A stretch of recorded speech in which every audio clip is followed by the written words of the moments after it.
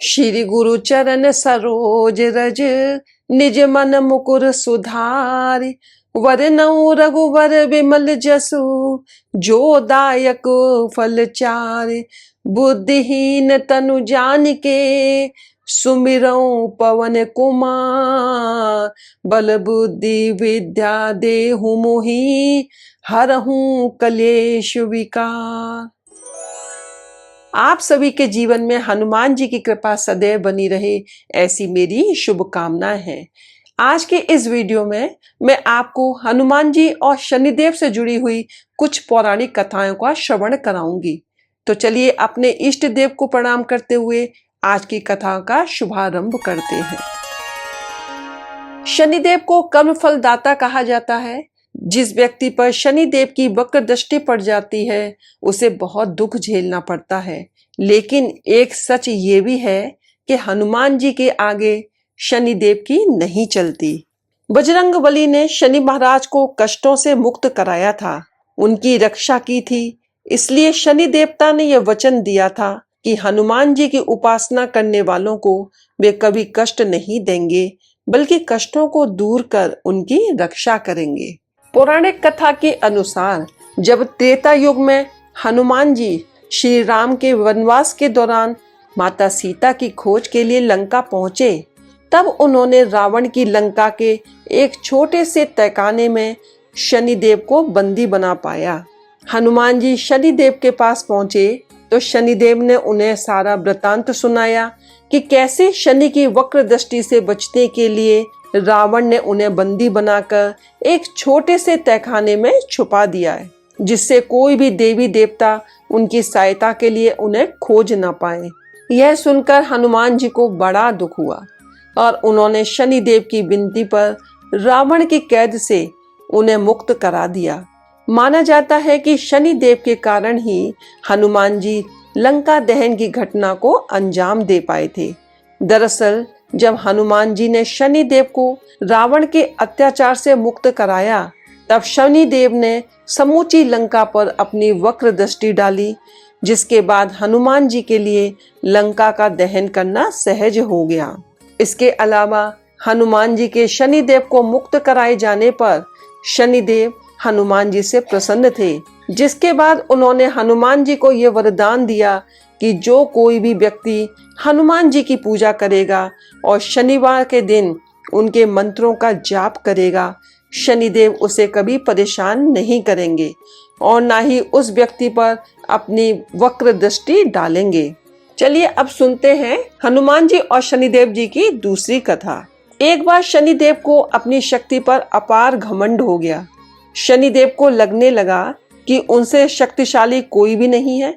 उनकी दृष्टि मात्र से ही व्यक्ति के जीवन में उथल पुथल शुरू हो जाती है। शनिदेव इसी मद में चूर होकर ऐसे स्थान पर पहुंचे जहां पर हनुमान जी अपने प्रभु श्री राम की साधना में लीन थे। हनुमान जी पर जब दृष्टि पड़ी तो शनिदेव की दृष्टि भगवान श्री राम की भक्ति में डूबे हनुमान जी को देख शनिदेव ने उन पर अपनी वक्र दृष्टि डाली, लेकिन कोई प्रभाव नहीं हुआ। इससे क्रोधित होकर शनिदेव ने हनुमान जी को ललकारते हुए कहा कि हे वानर, देख कौन सामने आया है। हनुमान जी ने शनिदेव का कोई ध्यान नहीं दिया और अपनी भक्ति में लीन रहे। शनिदेव ने सभी प्रयास कर लिए, लेकिन हनुमान जी पर कोई भी प्रभाव नहीं पड़ा। तो शनिदेव का क्रोध 7वें आसमान पर पहुंच गया।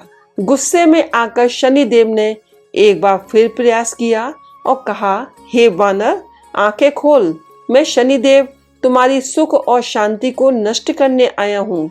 इस संसार में ऐसा कोई नहीं जो मेरा सामना कर सके।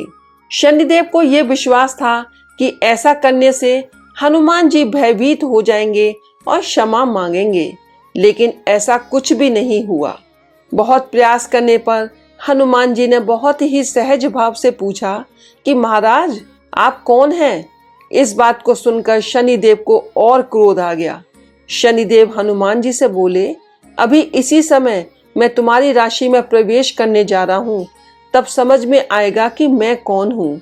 इस बार हनुमान जी ने शनिदेव से कहा कि आप कहीं और जाएं और उन्हें अपने प्रभु का स्मरण करने दें, विघ्न ना डालें। शनिदेव को हनुमान जी ने ऐसे सिखाया सबक कि शनिदेव को हनुमान जी की ये बात बिल्कुल भी पसंद नहीं आई कि वो ध्यान लगाने जा रहे हैं। हनुमान जी की उन्होंने भुजा पकड़ ली और अपनी तरफ खींचने लगे। हनुमान जी को लगा जैसे उनकी भुजा को किसी ने दहकते अंगारों पर रख दिया हो। उन्होंने तुरंत एक झटके से अपनी भुजा शनिदेव की पकड़ से छुड़ाई। इसके बाद शनिदेव ने विकराल रूप धारण कर उनकी दूसरी बाहों को पकड़ने की कोशिश की तो हनुमान जी को हल्का सा क्रोध आ गया और उन्होंने अपनी पूंछ में शनिदेव को लपेट लिया। शनिदेव का अहंकार और क्रोध तब भी कम नहीं हुआ। शनिदेव हनुमान जी से बोले, तुम तो क्या, तुम्हारे प्रिय श्री राम भी मेरा कुछ नहीं बिगाड़ सकते। इस पर हनुमान जी को अत्यंत क्रोध आ गया और पूंछ में लपेटकर शनिदेव को पहाड़ों पर, वृक्षों पर खूब उठा उठा कर पटका और रगड़ा। इससे शनिदेव की हालत खराब हो गई। शनिदेव ने देवताओं से मदद मांगी और रक्षा करने के लिए कहा, लेकिन कोई भी देवता मदद के लिए आगे नहीं आया। अंत में शनिदेव को अपनी गलती का एहसास हुआ और बोले, दया करें वानर राज, मुझे अपने कृत्य का फल मिल चुका है, मुझे क्षमा करें। भविष्य में मैं आपकी छाया से भी दूर रहूंगा। तब हनुमान जी बोले, मेरी छाया ही नहीं, मेरे भक्तों की छाया से भी दूर रहने का वचन देना होगा। शनिदेव ने हनुमान जी को ऐसा ही वचन दिया। इसलिए शनिदेव हनुमान भक्तों को कभी भी परेशान नहीं करते हैं।